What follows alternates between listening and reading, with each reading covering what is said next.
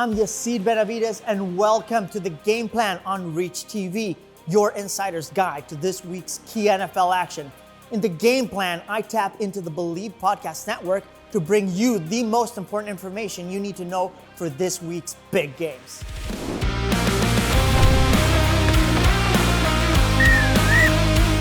Each week, I like to focus on 3 key games you need to know about. Entering Week 14, I've circled these 3 matchups we need to cover.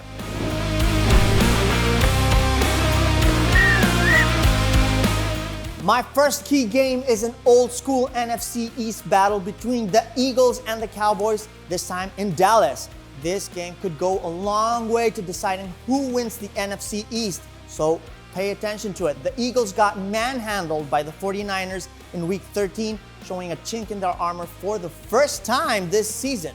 And in Week 9, the Eagles squeaked by the Cowboys with a 5-point win due to a big third-quarter push. But otherwise, it was a tight game to the final whistle. I absolutely could not stop looking at it to find out if the Eagles can bounce back and put the division away. Let's hear from Mike Gill and Aiton Shander, my friends from the Bleav in Eagles podcast. Guys, I absolutely need to know what's the game plan for the Eagles this week. Well, it's Eagles-Cowboys Part 2. They're no strangers to prime time. Aiton, this is the 30th prime time meeting between the Eagles and Cowboys. It's the most between any 2 NFL franchises since the merger in 1970. Dallas has 16 wins. Philadelphia has 13. But whoever wins this one is going to be feeling pretty good about themselves in the NFC East. Both teams are over 6 games over 500. It's the 3rd time that has happened for these 2 teams. It's a big one in Big D on Sunday night. But the 49ers found a formula. Can the Cowboys replicate it?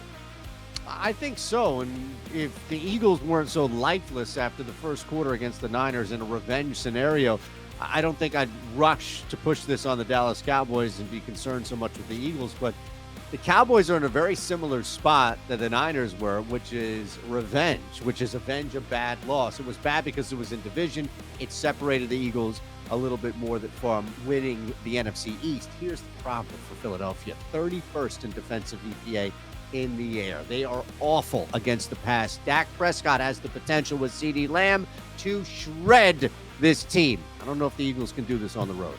Okay, Cowboys are averaging 36.6 points per game in their 14-game home win streak. If they score 36.6 at home this time, they're probably going to win the game. Cowboys, Eagles, Part 2, Sunday Night Football. Thanks, guys. Yes, I agree. It's going to come down to how the Eagles stop the pass. It's been an issue all season long for them.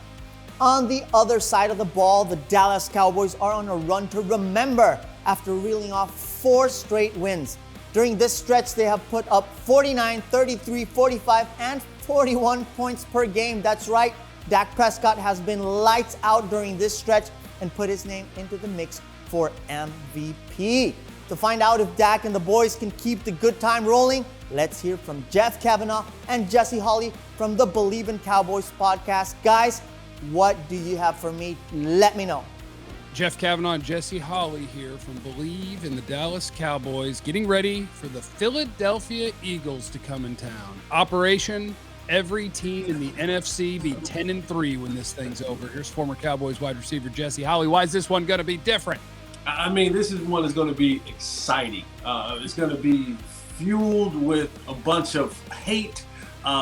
They don't like the Cowboys. The Cowboys don't like the Eagles. Honestly, the Cowboys thought that maybe their hopes of getting first place was kind of dead, and now there may be an opportunity if you win the game at AT&T Stadium that you're tied for first place. Now, I think the Eagles, who just took a whooping against San Francisco 49ers, may be ailing a little bit. The Cowboys got their offense rolling, and I do think it'll be a better offense than what they saw a couple of weeks ago. I think this new and improved offense that the Cowboys have is ready to go. And then, of course, the Cowboys are welcoming in the Eagles to a 14-game home winning streak, where the Cowboys are averaging 40 points per game, and they're beating their opponents on average probably about 15 points now. So it's going to be a great game. It's going to be a fantastic game, and we'll just make sure that we keep our security guys near the sideline so that we can create some interactions there as well. Shout out to my guy Cable over at the Cowboys Security. It's a good strategy. I like where your head's at. I think you hire 10 new staffers this year with directions of pushing opposing players to see if you can get them thrown out of the game. Salute to Philadelphia. It's the most Eagles thing I've ever seen. Cowboys by 100. Yes, guys, I do agree that the Cowboys offense is firing on all cylinders, which is bad news for the Eagles. This is going to be a game to remember and can go a long way to deciding the NFC East. My second key game of Week 14 focuses on the Jags trip up north to Cleveland to face the Browns. This matchup could have major impact on the AFC playoff race, as both teams have surprised pundits all season long.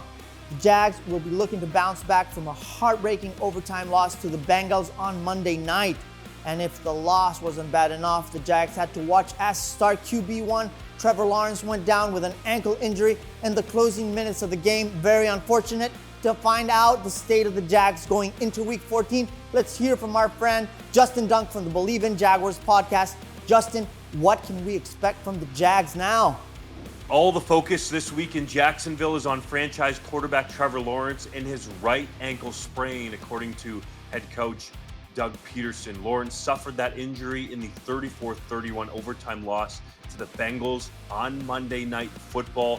Peterson noted that Lawrence needs to stay mentally sharp, and it's likely that backup C.J. Beathard takes all, if not most, of the first-team reps in practice this week so he can be ready in the event that Lawrence cannot go in this game. So we'll see how the right ankle feels as the week goes along into Sunday for Lawrence. The news is not so good on reliable receiver Christian Kirk. He suffered a core muscle injury on the opening offensive play of the game in Jacksonville, a long completion from Lawrence. Peterson already ruled him out for this game in Cleveland. He might be out for longer, but the team is assessing the best plan of attack moving forward with this injury. The other injury from that Monday Night Football game of note is versatile offensive lineman Walker Little. Suffered a hamstring injury. It seems like it's going to be touch and go for him as to whether or not he plays in Cleveland. Versatile guy has started left guard and left tackle for this team this season. That's it for the injury report from Jacksonville. Thanks, Justin. So I guess the big takeaway is it's 50-50 if Trevor can play this weekend. We'll just have to wait and see. Just a few weeks ago, the Browns were the talk of the league as they charged up the tough NFC North standings, but injury woes have slowed the Browns' momentum to a dead stop, and Joe Flacco doesn't seem to be the answer at QB, sadly. Listen, they still have one of the best defenses in the league and sit at 7-5. You could say this is a must-win game for them. To find out what the Browns can do to stop the Jags, let's hear from Eric Metcalf and Max Loeb from the Dawg Check podcast. Guys, what's the Browns' game plan? Browns Jaguars this Sunday, potentially without their two best offensive players. What are you thinking for the game this Sunday, Eric? I'm looking for a lot of pressure from the defensive line, whether it be C.J. Beathard or Trevor Lawrence. So I'm looking forward to the defense getting pressure, making him get the ball out of his hands quickly, whoever it is, and then defense, DBs and linebackers being able to handcuff those guys. Yeah, and it's fascinating. You look at the Browns quarterback battle on the other side of the ball. Who are they going to roll out there? They had Joe Flacco, who played well this past Sunday against the Rams. They have Dorian Thompson-Robinson, who they very clearly trust. What do you think in terms of the quarterback battle? What does Stefanski really want to do against a defense like this, right? Yep. If we're talking about just going, dropping back and picking the defense apart, passing the ball, then I say throw Flacco out there because he's proven that he can do it, and we know he's a wily veteran and he will make plays. If we're talking about running RPOs and doing a lot of running the football, then of course it has to be DTR. And so it's a matter of how do we approach this game. It's like we have both of those, but with two different people. Mm-hmm. How do you attack it? How do you attack it? That is a question, and we will see on Sunday.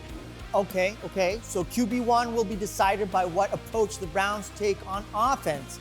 This is a big game for both clubs. The Jags need to keep pace in the AFC for the top playoff spot, and the Browns are desperate for a win. You do not want to miss this game, trust me. My final key game of Week 14 is a major clash between two preseason Super Bowl favorites as the Bills head into Arrowhead to face the Kansas City Chiefs. The Chiefs are coming off a surprise gap against the Packers in Week 13, in which Pat Mahomes had an off day at the office, to say the least, throwing for just 210 yards, 1 touchdown, and an interception. The Chiefs still have a commanding lead in the AFC West, but have fallen off pace with Miami and Baltimore for the top playoff spot in the AFC. To find out how the Chiefs get Mahomes and the offense back on track, let's hear from my friends Joe Valerio and Jeff Fedotin from the Bleav in Chiefs podcast. Guys, what do you have for me? Joe, we've got two AFC heavyweights, but both are in a little bit more desperate straits than usual. Chiefs have lost 2 of 3, and the 6-6 Bills certainly need a win to stay in the playoff race. How do you see Bills Chiefs shaping up?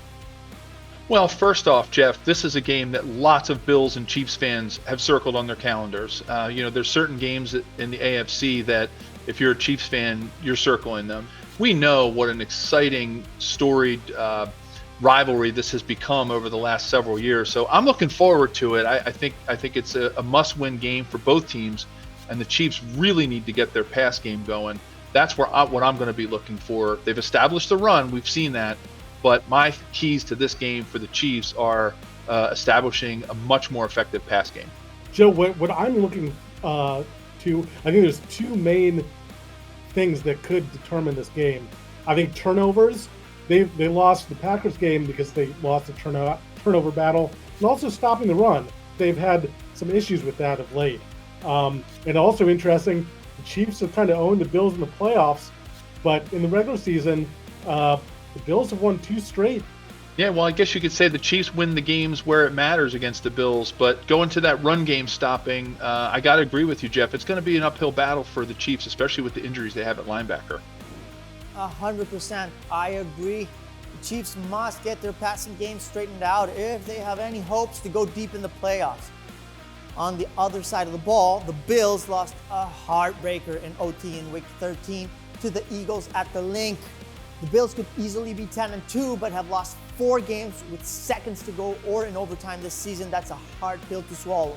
So, is it bad luck or bad coaching that's bringing the Bills down this season?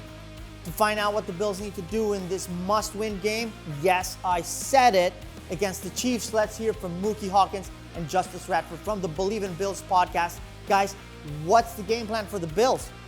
Coming off the bye, the Bills are sitting at 6-6 on the outside of the playoffs looking in, but they still have really good shot at making the postseason, especially when you consider all the key injuries to quarterbacks in the teams above them in the conference. What are the chances the Bills make the postseason? The chances are real good. I still believe that this team has a playoff roster. At the end of the day, the Bills have won the past 2 meetings versus Kansas City. So it's no doubt in my mind that this team can go into Kansas City and pull it off. Wow, Joe Brady has come along in the last 2 games and has been doing pretty well. Do you think the Bills could have that advantage going into this game? Well, one thing under Joe Brady, the Bills have got some great balance. James Cook has been able to thrive in these past couple of games. So if the Bills can stay consistent, having, good balance with run and pass, that would definitely keep a Kansas City defense on its heels. And, the Bills should generate, some great drives put together. And then obviously the Bills have Josh Allen. So if the Bills could, stay balanced attack, they're one of the best teams in the NFL, despite what their record is. Absolutely. Well, Bills look to get back above 500 this weekend, and they look to get in better position in the playoff mix. That'll do it for us here at Bleav Bills. Thanks, guys. I agree. The key for the Bills is to find a balanced attack against the Chiefs. Listen, this is a must-win game for both clubs, which means you do not want to miss it. I know I won't. That's all the time we have on the game plan today. Check out the Bleav Podcast Network for more in-depth analysis on every team in the league. And don't forget, you can catch every game live on Reach TV. See you next week.